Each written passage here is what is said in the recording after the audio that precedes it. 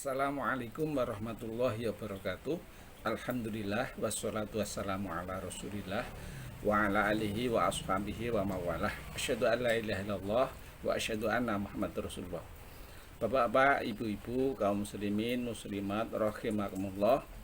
Puji syukur kita panjatkan kehadirat Allah Subhanahu wa taala. Kembali kita bisa bertemu di kajian singkat bulan Ramadan. Kali ini kita melanjutkan kajian kemarin bahwa pewaris Al-Quran itu Allah jelaskan ada 3 kelompok: zalimul nafsi, muqtasid, sabiqum bil khairat bi'nillah. Kalau dalam hadis, ketiganya bisa masuk surga, tetapi ternyata cara masuknya berbeda-beda. Zalimul nafsi itu yadkhulul jannah yahsabuna tulil mahsyar, masuk surga tetapi melalui hisab yang sangat panjang di padang mahsyar. Muqtasid itu yadkhulul jannah hisabay yasiro, masuk surga dengan dihisab, tetapi hisab yang lebih ringan, lebih mudah, lebih cepat. Sedangkan sabiqum bil khairat biidnillah ini adalah yadkhulul jannah bi ghairi hisab, masuk surga tanpa dihisab karena kegiatan, aktivitas, kehidupan sehari-hari, berusaha bagaimana sesuai dengan petunjuk pedoman hidupnya, yakni Al-Quran. Bapak Ibu, kali ini kita belajar mengkaji bahwa Al-Quran sebagai hudal linnas, petunjuk bagi manusia.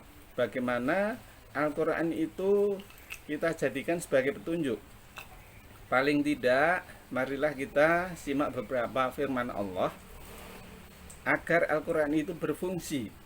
Kalau kita baca dalam surat Zumar ayatnya 18, Allah berfirman, alladzina yastami'unal qaula fayattabi'una ahsanah ulaika alladzi hadahumullah wa ulaika hum ulul albab. Orang-orang yang mau mendengarkan dengan sungguh-sungguh perkataan nasihat, fayattabi'una ahsanah, kemudian orang tadi itu mengikuti perkataan nasihat yang terbaik. Perkataan nasihat yang terbaik adalah perkataan nasihat yang bersumber dari Al-Quran.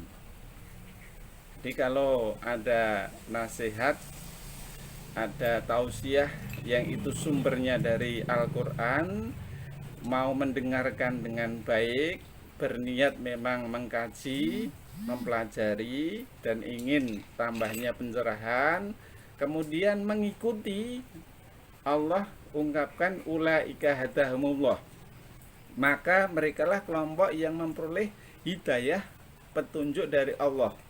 Wa ulaika hum ulul albab, dan mereka itulah kelompok orang-orang yang cerdas. Karena ada petunjuk dibacakan, dia mendengarkan dan berusaha mengikuti.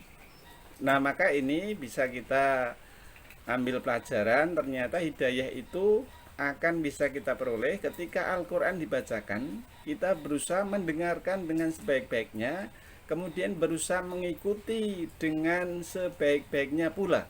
Itulah orang yang memperoleh petunjuk dan itulah orang yang cerdas. Ini masuk kelompok sabiqum bil khairat, orang yang mau belajar, orang yang mau mengikuti dan berusaha bagaimana baiknya menurut Al-Quran. Yang berikutnya, kalau kita baca dalam Quran surat ke-7 ayat 204, ketika Al-Quran dibacakan, wa idza quri'al Quran fastami'u lahu wa ansitu la'allakum turhamun. Apabila Al-Quran dibacakan, kita mendengarkan dengan sungguh-sungguh, kita memperhatikan isinya. Ini harapannya dengan seperti itu akan mendapatkan rahmat dari Allah. Jadi la'allakum turhamun, Nah, inilah juga menjadi salah satu pelajaran yang bisa kita ambil. Ternyata Al-Quran itu kalau dibacakan, kita mendengarkan, kita memperhatikan, menjadi sumber datangnya rahmat dari Allah Subhanahu wa Ta'ala. Yang berikutnya, kalau kita baca dalam Quran surat ke-8, surat Al-Anfal, ternyata orang beriman itu kalau dibacakan ayat-ayat Allah, mau mendengarkan, itu akan bisa menambah keyakinannya. Wa idza tuliyat alaihim ayatuhu zadathum imana. Orang-orang yang beriman apabila dibacakan ayat-ayat Al-Quran pada dirinya, maka akan bisa menambah keyakinan, kepercayaan kepada Allah hari kiamat, sehingga tentu akan bisa mempercerah kehidupannya. Itulah beberapa hal yang tentu di bulan Ramadan ini, Bapak Ibu, kita menggali mutiara-mutiara yang ada dalam Quran melalui belajar membaca, belajar memahami, belajar mengerti, sehingga juga proses untuk bisa mengamalkan. Oleh karena itu, momen yang baik di Syahrul Quran ini marilah kita gunakan dengan sebaik-baiknya.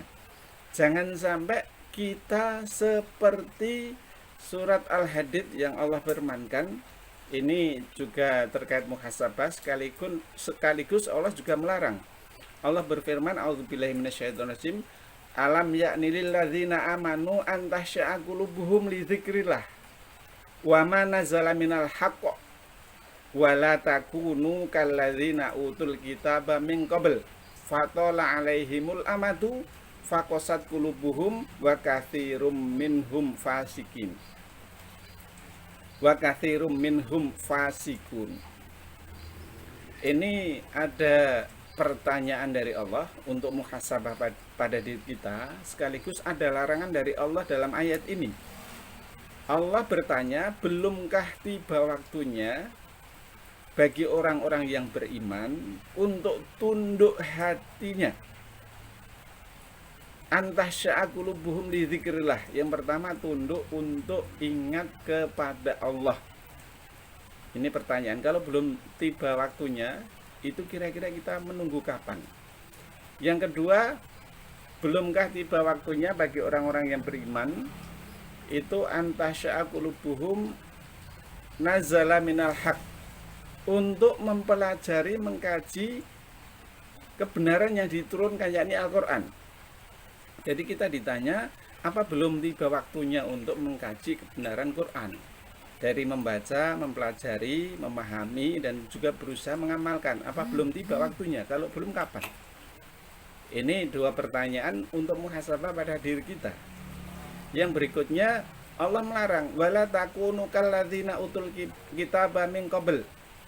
Jangan sampai orang beriman itu berlaku, bersikap seperti orang-orang ahli kitab sebelum mereka. Lah, orang-orang ahli kitab sebelum kita, sebelum orang beriman, sebelum Nabi Muhammad, itu seperti apa?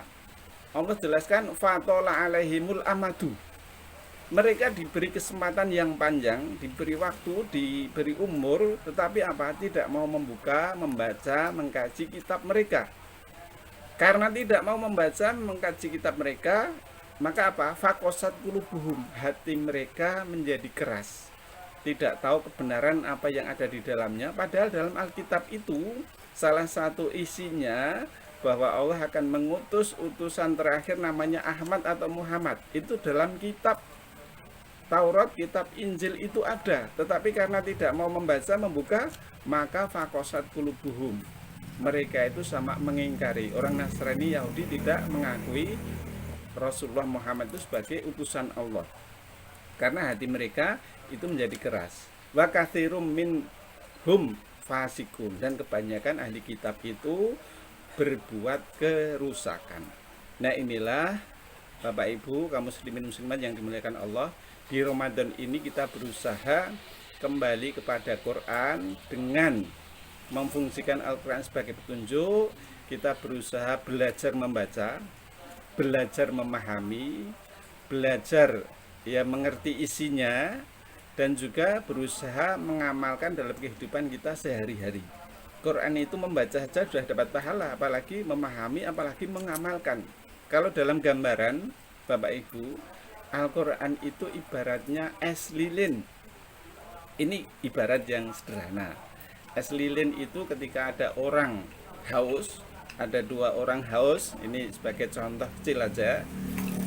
Ketika haus diberi es lilin, yang satu itu karena hausnya langsung es lilin itu dimasukkan ke mulut. Maka apa yang terjadi? Orang tadi itu komentar, wah dingin.